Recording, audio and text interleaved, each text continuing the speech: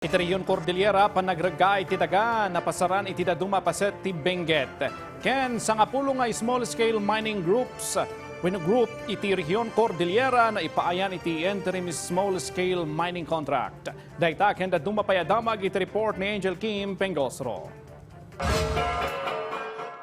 Gapu iti napigsa apan nagtudo nga intunda ti habagat, napasaran ti nagduduma apan nagreggaay ti daga. Iti tublay, nadadaol ti pasot ti Pungayan Provincial Road iti Barangay Ambongdolan. Dagos met anang isayangkat iti damage assessment ken nang ipatungpal iti initial remedial measures ti Provincial DRRM Office ti Benguet iti nadadaol a kalsada.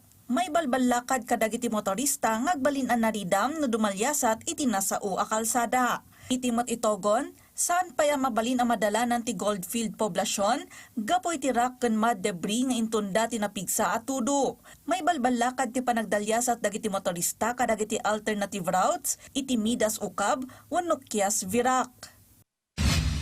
Naipaayan ti sangapulo nga small-scale mining groups iti Cordillera Region, iti interim small-scale mining contracts. Impaay dayto iti Department of Environment and Natural Resources Office, Mines and Geosciences Bureau Cordillera.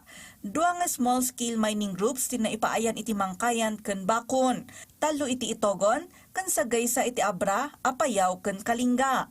Sigun iti ahensya, ti interim permit ket panggep na ang makarugi dagiti small-scale miners iti operasyon da, bayat ang may poproseso pay laeng dagiti papeles para iti panakaipaay kadakwada iti small-scale mining contracts. Naipaayan dagiti small-scale miners iti temporary authority nga agminas, kadagiti naideklara aminahang bayan iti lasod ti 2 a tawen. Iti panagtultuloy ti panakaiwaras ti Presidential Assistance to Farmers and Fisherfolk Program iti probinsya ti Ifugao, nasurok 5,000 a mannalon ti nakaawat iti cash assistance.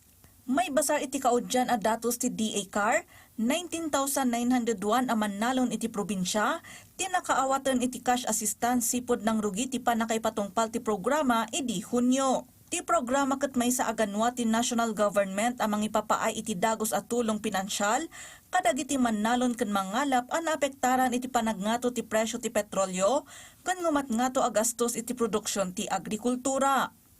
Anjel Kim Pengosro para iti Pagilian.